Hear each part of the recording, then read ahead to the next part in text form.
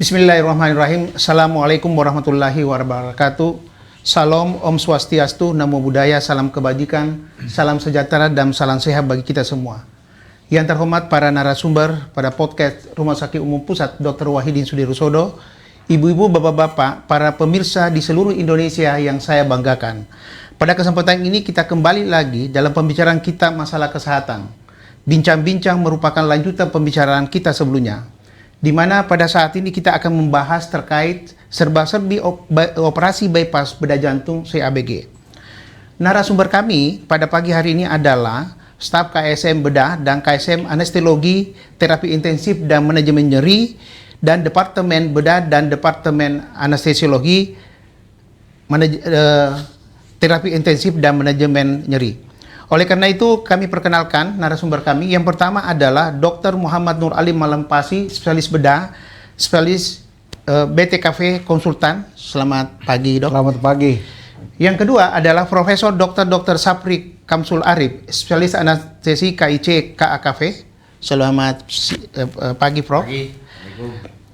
Kegiatan ini terkait pembicaraan kita, sebagaimana tadi yang saya sudah sampaikan, terkait dengan serba-serbi operasi bypass bedah jantung CABG. Pada kesempatan ini, sebagaimana kita ketahui bahwa Rumah Sakit Umum Pusat Dr. Wahidin Sudirosodo sudah melakukan operasi bedah jantung. Dan kita tahu juga bahwa operasi jantung CABG ini adalah prosedur yang dilakukan untuk menangani penyakit jantung koroner dalam kondisi tertentu, di mana penyakit jantung koroner ini terjadi ketika arteri koroner, di mana darah yang memasuk oksigen ke jantung itu menyempit atau terhambat. Penyebab daripada sumbatan ini adalah tumpukan plak yang berasal dari lemak atau kolesterol dan yang lainnya. Oleh sebab itu, operasi jantung atau CABG ini bertujuan melancarkan aliran darah ke otot jantung yang sebelumnya terhalang sumbatan di dalam arteri tersebut. Dengan begitu, pasokan oksigen dan nutrien bisa tercukupi sehingga kerja jantung pun pulih kembali. Demikian pula kerja organ tubuh yang lainnya. Oleh sebab itu, pertanyaan pertama kepada Dr. Nur Ali, apa itu operasi bypass jantung, Dok? Oke, operasi bypass jantung, saya mundur dikit ya. Pasien yang akan dilakukan operasi bypass itu tentu sudah di walk up oleh bagian kardiologi. Jadi kalau saya biasanya mainnya di pra, itu kerjasama antara kardiologi, kemudian bedah jantung, kemudian anestesi, kemudian durante. Sekarang saya bicara lebih teknis di durante. Bypass itu artinya membuat saluran baru dari aorta menuju ke target arteri koroner yang tadi dijelaskan oleh Dr. Khalid, itu ada yang tersumbat. Jadi kita bikin pintasan baru. Jadi maksudnya itu karena ada sumbatan, aliran tidak jalan, maka kita buat aliran bypass. Itu yang dimaksud dengan aliran bypass. Dari mana itu kita ambil bypassnya? Ada yang sering tanya, kita ambil dari beberapa tempat. Ada yang pakai vena atau pembuluh balik, itu kita ambil dari kaki. Kita dianugerahkan oleh Tuhan, kaki kiri dan kaki kanan itu yang di permukaan bisa kita ambil. Kalau kita ambil sampai di pangkal paha itu bisa kira-kira 1 meter. Jadi kalau 2 kaki bisa dapat 2 meter. Tetapi kita ambil sesuai dengan kebutuhan, ya, sesuai kebutuhan. Kemudian kita sambung aorta, ya, di proksimalnya atau di pangkalnya aorta. Kemudian kita lewati itu yang nyumbat, kita pasang di bagian akhirnya atau bagian distalnya. Sesudah itu aliran darah akan jalan. Yeah. Tidak lagi melewati pembuluh darah yang tersumbat. Artinya alirannya atau suplai oksigennya itu jadi lebih bagus. Yeah. Kira-kira gitu. Itu salah satu cara. Ya, yang kedua, Dok, ini apa indikasi operasi pada penyakit jantung koroner ini, yang operasi bypass tadi ini? Indikasinya, ya itu kalau dia tersumbat indikasinya, dan biasanya kita terima itu pasien apakah itu 1 pembuluh, 2 pembuluh, 3 pembuluh. Ya, jadi kalau 3 berarti 3 di bypass. Ya. Ya. Tentu targetnya kita adalah kalau kita sudah memberikan bypass, aliran darah yang cukup, keluhan pasien jadi lebih baik, dan pompa jantung akan kita harapkan akan lebih bagus. Ya, biasanya kita pakai yang namanya ejeksi fraksi. Ya, ada lagi yang nanti mungkin dokter Prof. Safri akan jelaskan, ada naik cardiac outputnya mungkin lebih bagus, cardiac index jadi lebih bagus, itu yang kita harap. Cuma barangkali kita mesti mengerti bahwa daerah-daerah yang sudah pernah mati itu tidak akan, daerah-daerah otot jantung yang sudah pernah tidak hidup itu tidak akan bisa seperti semula, tetapi dia akan memperbaiki daerah-daerah otot jantung lain yang masih hidup, yang masih viable. Itu kira-kira. Ya. Kemudian ada pertanyaan, biasanya kalau di poliklinik itu sering sekali pasien bertanya risiko daripada operasi bypass jantung ini. Ya, saya selalu lebih vulgar kepada pasien sebelumnya. Jadi sekarang itu pasien itu kita panggil, kita edukasi namanya. Risiko-risiko yang pertama tentu yang namanya juga operasi adalah bisa berdarah, perdarahan. Bisa dia lama di ICU, bisa dia dioperasi ulang, ya. Bisa dia kena stroke, bisa dia kena ada tempat lain yang jadi infak. Yang paling fatal itu bisa meninggal. Iya, tapi kalau kondisi pasien lebih awal itu sesuai statistik di sini, yang kalau memang pompa jantungnya masih di atas 30%, itu 0% kematian di Wahidin. Dan hampir seluruh center-center jantung, kalau kita punya kualitas pasien bagus, pada umumnya itu cuma sehari. Kalau di Wahidin 0%. Yang lain kalau di bawah 30% dia punya fungsi pompa jantung, ya tentu kita punya chance juga kecil. Kira-kira itu ya, mati ya. Ya. Ini terkait dengan persiapan pasien tadi sudah dijelaskan tadi, tapi mungkin ada hal yang prinsip di dalam persiapan operasi ini. Oh iya, itu yang saya maksud. Jadi tidak ujuk-ujuk minta operasi. Ini hari saya mau, lain kalau dia memang emergensi.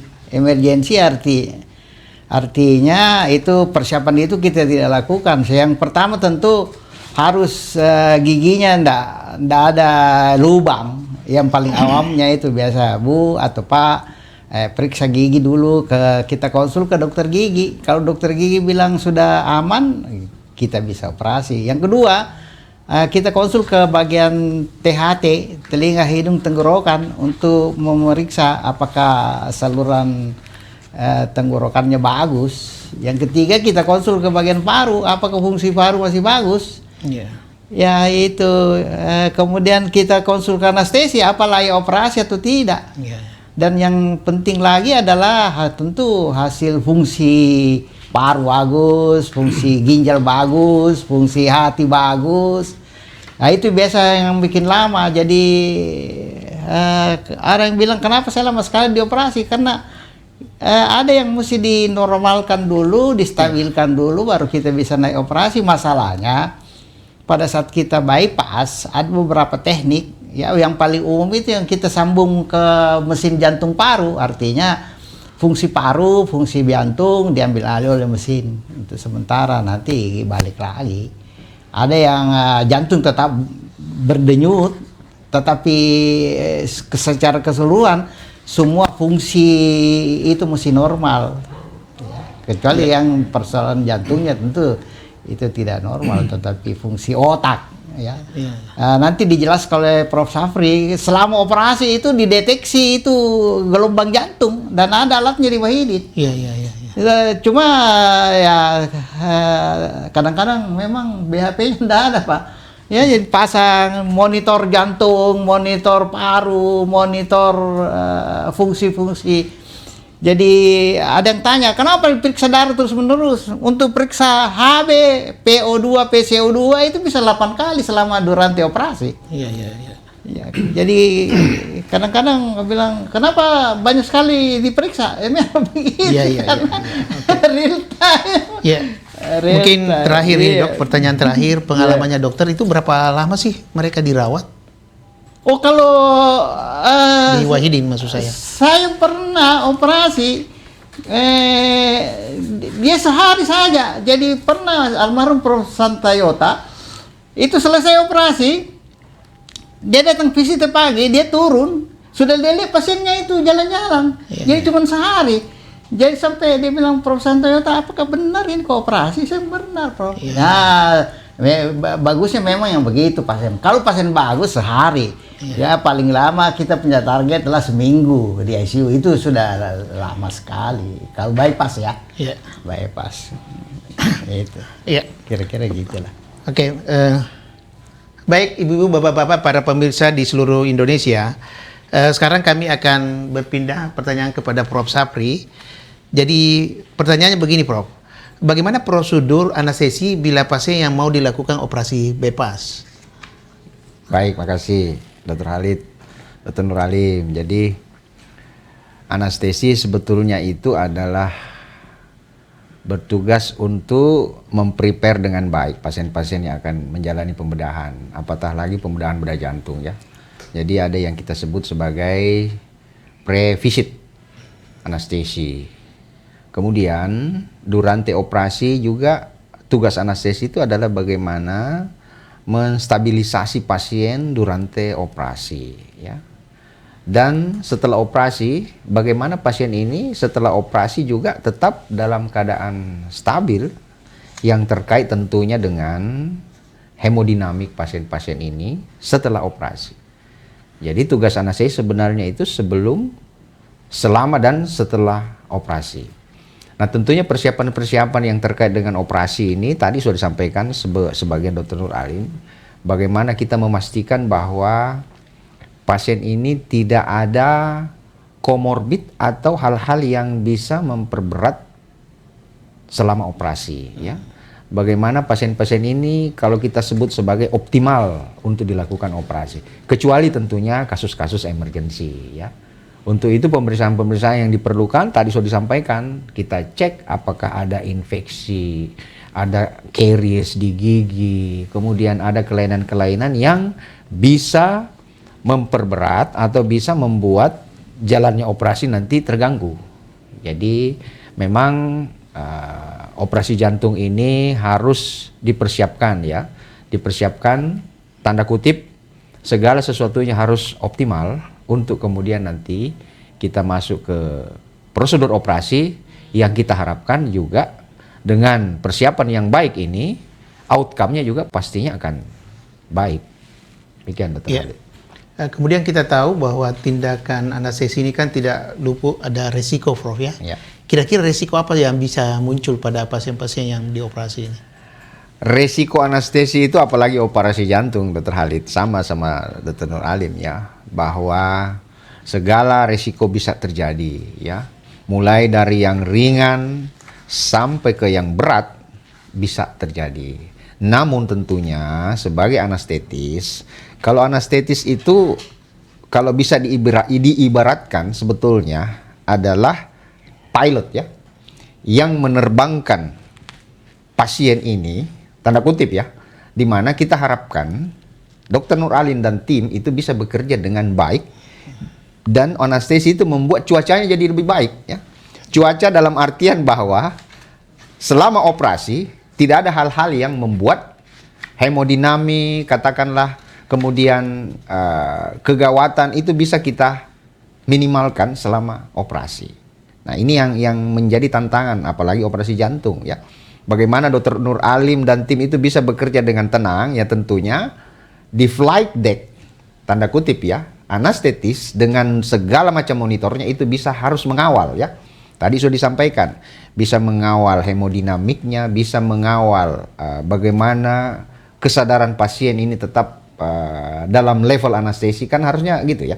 Kalau pesawat itu kan 32.000 kaki. Kalau anestesi ini ya ada levelnya ya. Di mana itu kita sudah bisa lihat dengan memakai monitor neuromonitor ya, bispectral index dengan tambahan monitor invasif kardiovaskuler. Nah, disitulah sebetulnya peran seorang anestetis bisa membuat aman prosedur operasi dengan melihat itu. Jangan sampai terlalu dalam, jangan sampai terlalu dangkal membuat prosedur pembedahan yang dilakukan oleh ahli bedah itu menjadi tidak optimal. Artinya kalau bisa ibaratkan cuacanya tidak bagus. Nah, ini kita cegah. Artinya selama operasi kita harapkan hemodinamiknya tetap terjaga, tetap optimal, ya, tidak gerasa gerusu. Kemudian Dr. Nur Alim dan tim bisa dengan tenang melakukan proses bypass dan kemudian pada saatnya nanti off bypass juga akan jadi mulus. Iya. Kemudian tadi sebetulnya Dr. Nur Alim tadi sudah menjelaskan secara singkat di dalam teknik CABG ini kan ada istilah off pump dan on pump. Ya. Apakah tindakan anestesi ini sama saja atau ada perlakuan-perlakuan khusus, Prof? Oh ya, jelas ada perbedaan tentunya ya. Jadi anestesi itu, komponen anestesi sebetulnya selama prosedur bedah jantung itu ada dua hal yang penting di situ ya. Anestesinya sendiri dengan pada saat on pump. Ya. Artinya on pump itu di mana prosedur ini perfusi ini diambil alih oleh mesin. Ya, ya. Dan tentunya ada teknik khusus di sana ya, di mana kita tetap menjamin bagaimana curah jantung cardiac output itu tetap terjaga dan tidak mengganggu organ yang lain. Jadi ada dua hal di situ.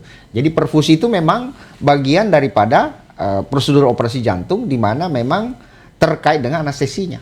Dan selama on pump dalam mesin di mana prosedur itu diambil alih oleh mesin, tetap harus dipastikan bahwa prosedur anestesi tetap jalan. Jadi di sana itu tetap anestesi jalan. Yang biasa kita lakukan dengan melakukan satu supply dari obat-obat anestesi, apakah itu dengan intravena atau juga dengan inhalan. Tapi tetap pasien harus terbius. Ya.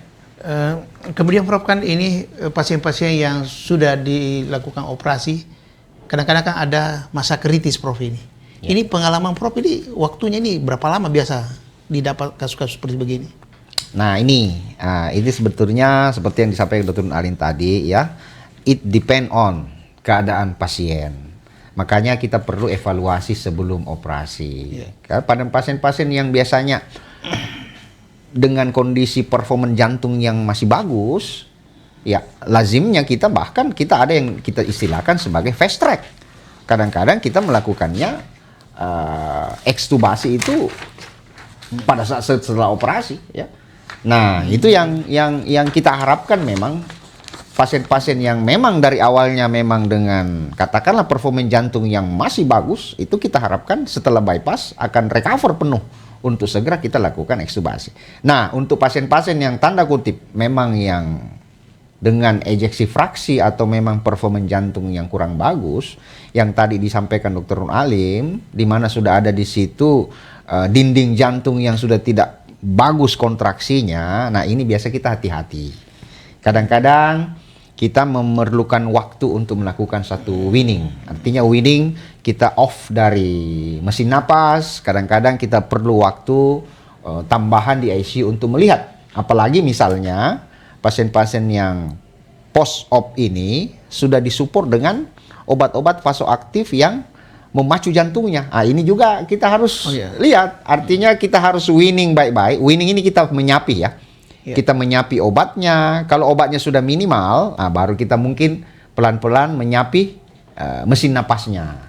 Dan ini harus perlu memang kesabaran dan ya saya kira teman-teman anestesi di ICU inilah tugas mereka untuk melihat. Dan menjadi kewajiban kita mengawal baik sebelum, selama dan setelah operasi. Ya. Kemudian Prof, di poli juga kadang-kadang pasien tanya, itu kalau di perawatan intensif di ICU itu berapa lama sih kita dirawat di situ? Bagaimana, Prof? Ya makanya sebelum operasi jantung itu kan lazimnya kita melakukan orientasi pasien-pasien yang akan menjalani operasi, ya. Seperti saya kira pertanyaan tadi Dr. Khalid ya, bahwa ini sangat tergantung dari ya keadaan pasien dari awal operasi, kemudian juga tentunya prosedur operasinya sendiri, kemudian pos operasinya. Dan lazimnya pasien-pasien yang memang di awal memang performa jantungnya bagus, ini kadang tidak menunggu lama, 1 kali 24 jam kita bisa ekstubasi. Artinya cuma memang setelah ekstubasi, setelah pasien operasi jantung ini kan memerlukan tindakan yang lain. Katakanlah rehab medik. Itu bagian yang tidak terpisahkan dari operasi jantung. Kami sebetulnya di ICU lebih senang kalau lebih cepat dilakukan, artinya keluar dari ruang ICU. Cuma memang ada keadaan-keadaan di mana yang mengharuskan pasien tersebut masih dalam penanganan dan perawatan intensif. Misalnya tadi ya, pasien-pasien dengan performa jantung yang kurang bagus. Nah itu biasa kita tunggu beberapa saat. Setelah itu baru kita dorong ke ruang perawatan. Iya, Prof. Jadi ini terkait dengan performa jantung ini memang seringkali memang beberapa persen tertunda tindakan operasinya. Kira-kira Prof, itu kan tadi sudah dibicara tentang ejeksi friksi, ada tidak patokan yang bisa diambil itu? Batasnya itu, Prof. Oke, nah ini saya kira ini harus dikomunikasikan dengan bedah ya, karena yang paling tahu bagaimana sebetulnya viability setelah operasi itu dari bedah ya. Kami dari anestesi sebetulnya ya bisa memprediksi ya. Apalagi misalnya pasien-pasien yang memang dengan low ejeksi fraksi itu akan menjalani prosedur. Karena apa? Obat-obat anestesi sebenarnya itu adalah semua obat depresan. Obat-obat anestesi itu akan memperberat performa jantung yang sudah kurang bagus. Nah ini yang kita cegah ya. Kadang-kadang tuh kita melakukan induksi anestesi, pasien ini sudah dilakukan support sebelumnya ya. Artinya untuk mencegah jangan sampai obat anestesi ini mendepresi jauh ke bawah, ejeksi fraksinya katakanlah sudah 20-an. Itu kadang-kadang kita mau induksi saja sudah takut-takut itu ya. Kadang-kadang begitu diinduksi langsung hilang juga tekanan darahnya. Ya ini kan kita nggak mau ya. Nah kadang-kadang kita bicara sama bedah, bagaimana ini? Ataukah sekalian kita pasang aja dulu intra-aortic balloon pump. Kita pasang dulu. Artinya untuk supaya kita memastikan bahwa jantung ini sudah disupport sebelumnya, kemudian kita induksi. Tapi apapun itu, komunikasi dengan Dr. Nur Alim dan tim itu sangat diperlukan sebelum operasi. Kalau Dr. Nur Alim bilang kita maju ya. Anestesi siap setiap saat. Namun kalau misalnya Dr. Nur Alim bilang bahaya ini, lah saya juga jadi ketar-ketir juga sama teman-teman kan. Jadi tapi kalau Dr. Nur Alim yakin bahwa kita buka, apalagi kalau emergency, tidak ada cerita ya. Kita harus maju tapi tentunya dengan perhitungan ya. Dan kadang kita siapkan IABP, kita siapkan support sambil tentunya ya kita saling mengingatkan ya pasien-pasien ini ya. Dan alhamdulillah ada juga pasien yang kita rasa jelek banget tapi alhamdulillah survive ya Dr. Nur Alim. Ya, itu saya kira Dr. Khalid. Yang terakhir Prof mengenai mungkin ada pesan-pesan edukasi kepada, karena terus terang kalau pasien itu sudah ragu-ragu ini juga sangat berisiko. Ada tidak pesan-pesan edukasi yang untuk mereka Prof terkait hal-hal yang seperti ini? Jadi pesan saya sebetulnya operasi jantung, tindakan intervensi jantung ini adalah keniscayaan untuk bisa harus dilakukan intervensi karena berhubungan dengan quality of life ya. Dan bahwa kita di rumah sakit Wahidin ini sudah memiliki semua yang bisa dilakukan ya. Apakah itu intervensi, kemudian kalau dari sisi intervensi tidak bisa dilakukan ada prosedur operasi, dan kalau memang dilakukan dan ternyata operasinya bagus, ini quality of life langsung bagus banget. Nah ini barangkali yang pesan saya ya, artinya tentunya sebagai tim dari operasi jantung ini kalau memang dimungkinkan untuk dilakukan intervensi atau tindakan, saya kira masyarakat harusnya bisa teredukasi bahwa lakukan tindakan. Karena ini jantung ini penyebab kematian yang tercepat loh ini. Artinya saya bilang tadi quality of life, dia bisa kapasitas fungsionalnya bisa kembali, yang mungkin awalnya dia hanya tidak bisa naik tangga, kemudian perbaikan perfusinya, dia akan bisa kembali beraktivitas baik. Dibanding dengan dia tidak melakukan sesuatu dan tentunya akan berakibat pada quality of life. Jadi tidak usah terlalu dikhawatirkan sepanjang itu memang bisa dilakukan di rumah sakit. Iya. Demikian Dr. Halim. Oke, kasih banyak Prof. Ibu-ibu, bapak-bapak, para pemirsa di seluruh Indonesia, sebagaimana kita ketahui bahwa operasi bypass jantung atau coronary artery bypass graft ini atau CABG ini adalah prosedur bedah yang dilakukan untuk menangani penyakit jantung koroner. Jadi prosedur ini dilakukan untuk mengalihkan darah di sekitar bagian arteri utama yang menyempit atau tersumbat. Hal ini guna meningkatkan aliran darah serta suplai oksigen ke jantung. Tadi juga sudah dijelaskan oleh Dr. Nur Alim bahwa memang perlu ada persiapan, ya, harus persiapan yang matang terkait dengan operasi ini. Dan yang paling penting di sini juga adalah kerjasama tim. Jadi di mana dokter bedah dengan anestesi dan juga dokter kardiologi memang merupakan satu tim terkait dengan persiapan dan juga pelaksanaan daripada operasi jantung ini. Pada dasarnya bahwa risiko terkena komplikasi dapat dikatakan rendah, akan tetapi ini bergantung dari kondisi kesehatan yang dimiliki oleh pasien sebelum melakukan operasi. Risiko komplikasi dapat menjadi lebih tinggi jika operasi dilakukan sebagai prosedur darurat. Selain itu, risiko juga dapat meningkatkan jika memiliki kondisi medis lain seperti adanya emfisema, ada penyakit ginjal, ada diabetes, atau bahkan penyumbatan arteri daripada kaki.